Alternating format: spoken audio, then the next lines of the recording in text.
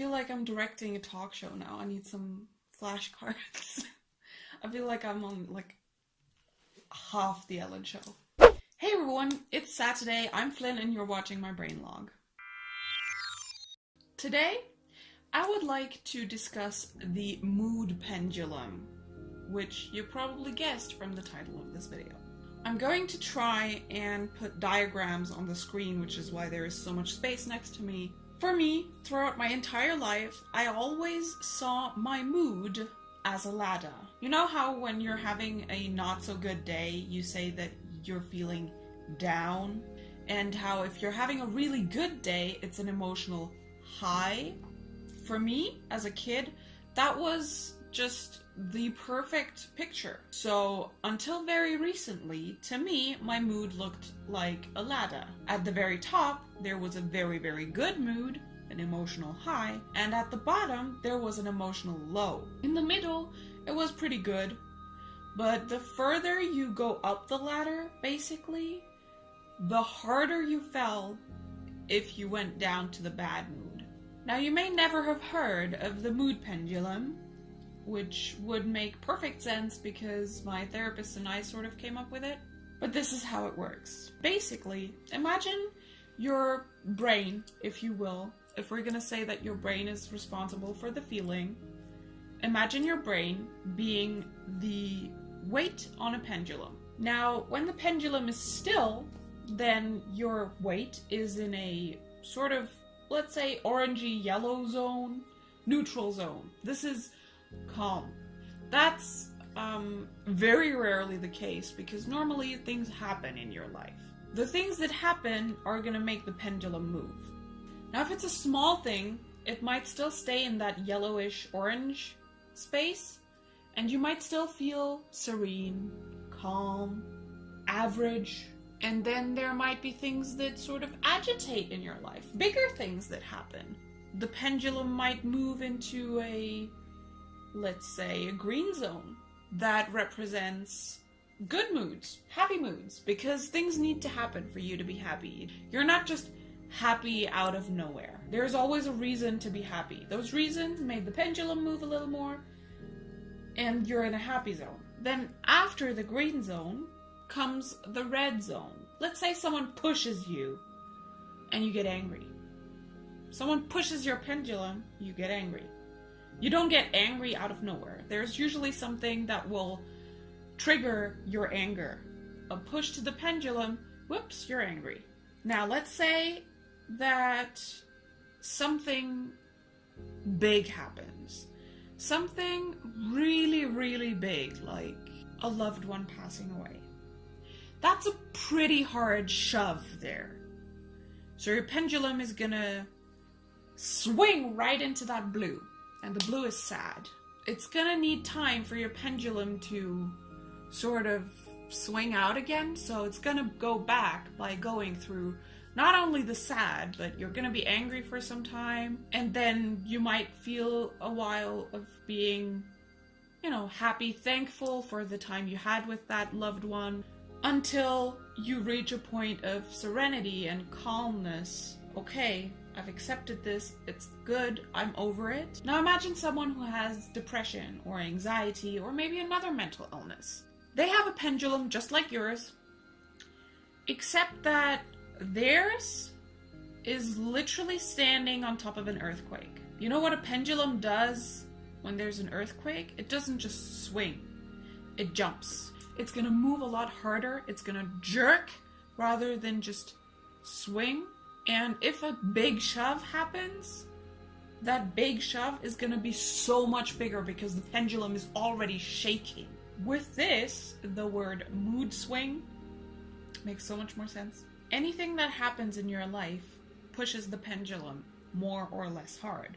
But also any given circumstance in your life, for example, depression, anxiety, pregnancy hormones, birth control hormones, medication, put a setting to your pendulum that might or might not disturb the way your pendulum swings. The reason why I like the pendulum so much more than the ladder is because the ladder just has up and down. That's what it is.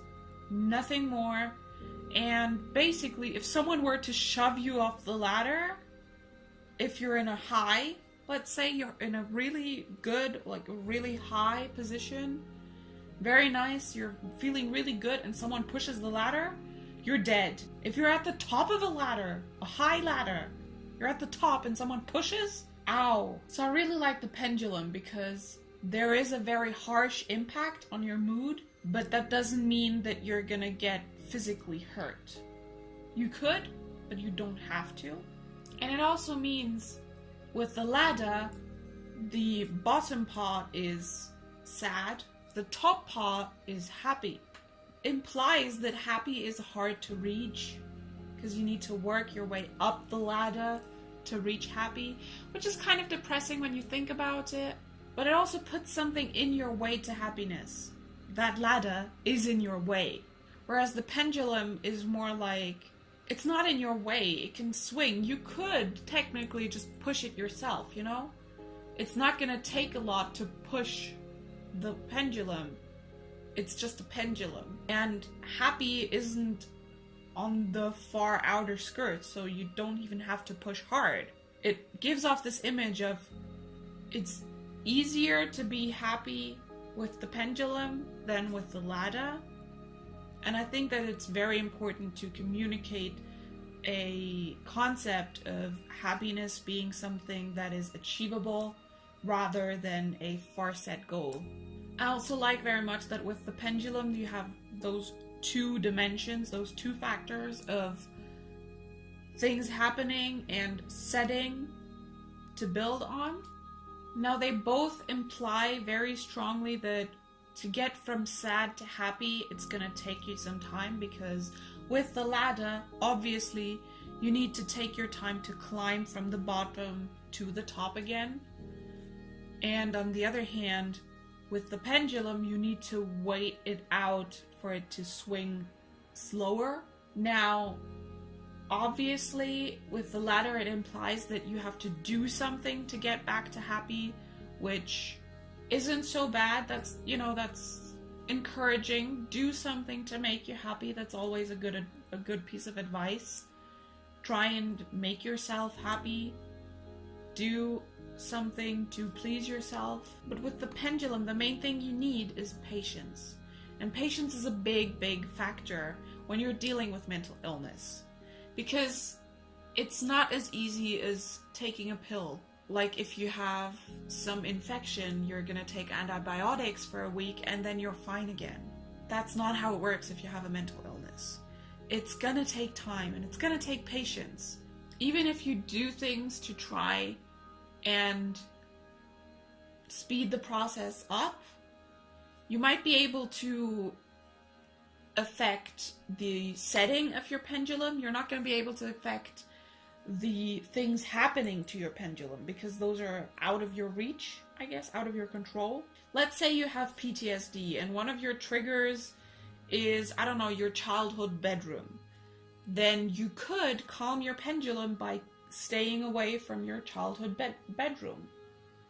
Because if that trigger isn't there, then it's gonna stop shaking so hard. Of course, that's not a long time fix. You kind of have to confront yourself with the things that trigger you to take away their power in the end. But I guess, in my opinion, the first approach is try and calm yourself down to a point where you're ready to face your fears, face your demons, basically.